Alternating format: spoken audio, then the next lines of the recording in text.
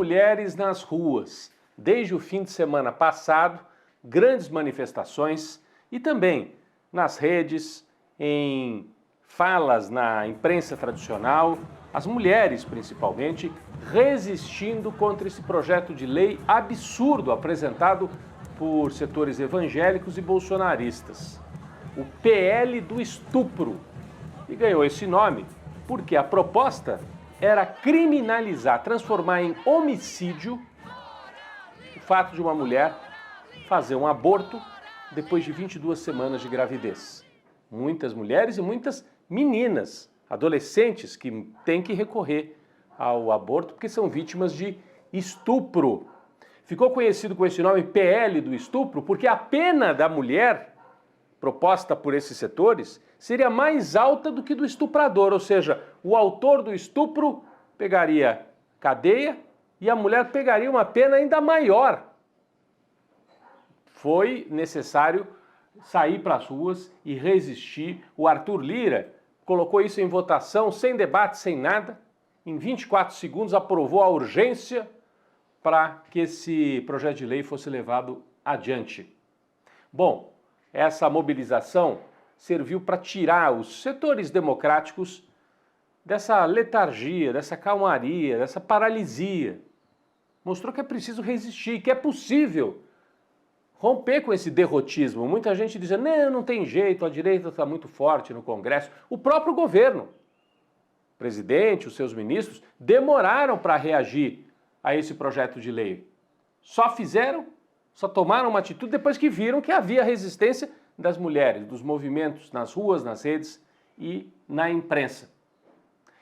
Mostra então que tem um caminho de resistência. Sob pressão, Arthur Lira recuou e agora está dizendo que não, eu não vou pautar esse debate agora, me arrependi. Ele fez isso porque o Centrão, aqueles deputados mais oportunistas, pulou fora. O Centrão pulou fora. O Centrão estava fazendo um acordo com a ala radical do bolsonarismo. Não, a gente vota com vocês nesta pauta aí para criminalizar as mulheres e vocês apoiam o nosso candidato, o candidato Arthur Lira, para presidente da Câmara. Mas a repercussão foi ruim e o Centrão recuou. Os extremistas mesmo, os bolsonaristas, alguns pastores e tal, dobraram a aposta, mantiveram o debate.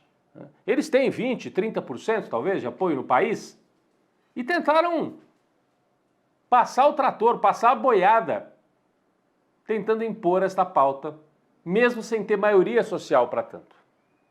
Por isso que é necessário resistir, para mostrar que eles não têm maioria para isso. Fizeram outros atos absurdos, levaram uma atriz, uma mulher que fez uma performance horrorosa no Senado para também defender esse PL do estupro. É assim que ele ficou conhecido. A resistência, nesse caso, foi muito importante. Pode ter sido o início de uma inflexão, de uma mudança, para tirar o governo e os setores progressistas das cordas, né? Para que eles não fiquem tão acuados. Se é possível enfrentar esse debate no campo da moral ou da imoralidade, porque esse projeto era imoral.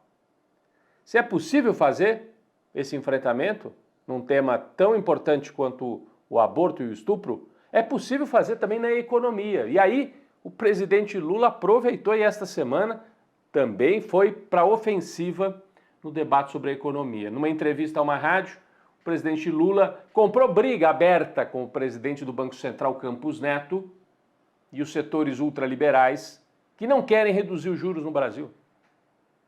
Lula fez críticas, vamos ver um trecho da fala do presidente da República.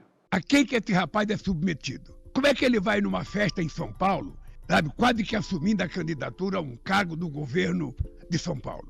Cadê a autonomia dele? Eu vou escolher um presidente do Banco Central que seja uma pessoa que tenha compromisso com o desenvolvimento desse país, com o controle da inflação, mas que também tenha na cabeça que a gente não tem só que pensar no controle da inflação, nós temos que pensar também numa meta de crescimento. Bom, o Campos Neto, presidente do Banco Central, foi nomeado pelo Bolsonaro e é um bolsonarista de carteirinha. Foi votar em 2022 com aquela camisa amarela da seleção, participa de grupo de zap dos bolsonaristas, enfim, faz reuniões, fez várias nas últimas semanas, com gente ligada à extrema-direita e até se apresentou como um possível ministro se o Tarcísio, governador de São Paulo, for eleito presidente da República.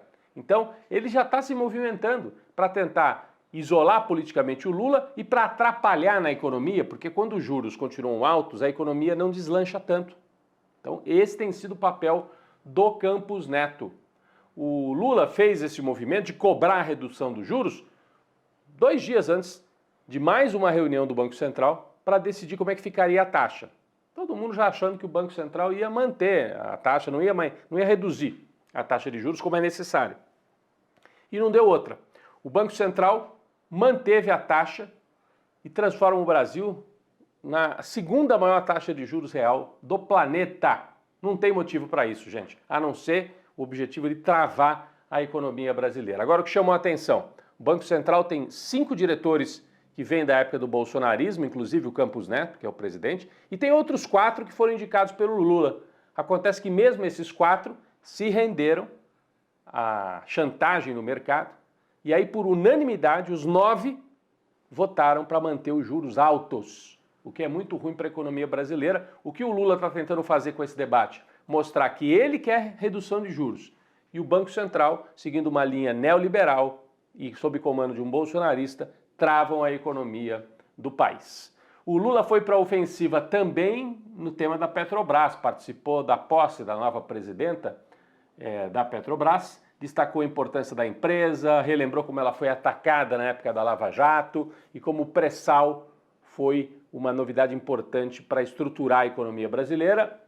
Lula disse que a Petrobras vai voltar a ter esse papel central na retomada do crescimento e que, inclusive, o mundo inteiro falando em transição energética, ou seja, não ficar só no petróleo, no carbono, para reduzir poluição, a Petrobras, disse o Lula, mesmo quando o petróleo não estiver no centro mais da economia, pode ser uma empresa de energia limpa. Então, esse é o papel da Petrobras nos próximos anos. Essa ofensiva política de Lula dá um novo ânimo ao governo, no momento em que as pesquisas desta semana também mostraram que Lula estancou aquela queda de popularidade. Desde o começo do ano, o governo vinha em dificuldades. Preço dos alimentos, muitas críticas ao presidente Lula.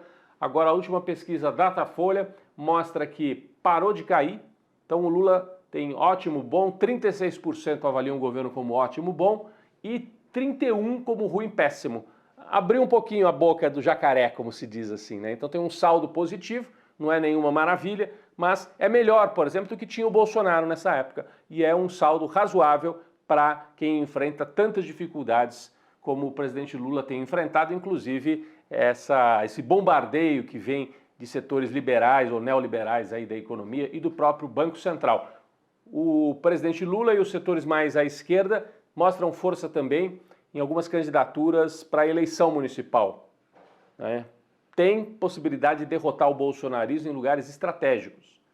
Eduardo Paes, no Rio de Janeiro, com apoio do Lula, está disparado em primeiro lugar.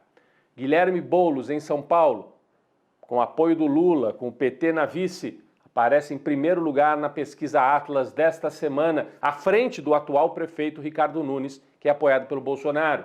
E em Porto Alegre, até uma surpresa, Maria do Rosário, deputada do PT, também aparece em primeiro lugar na pesquisa para a prefeitura na capital gaúcha. Portanto, sinais de que o governo precisa fazer o debate, quanto mais for para o debate, ganha força e pode chegar à eleição com capacidade para obter vitórias importantes e para depois acumular força e acelerar nos 2 anos finais desse terceiro mandato de Lula.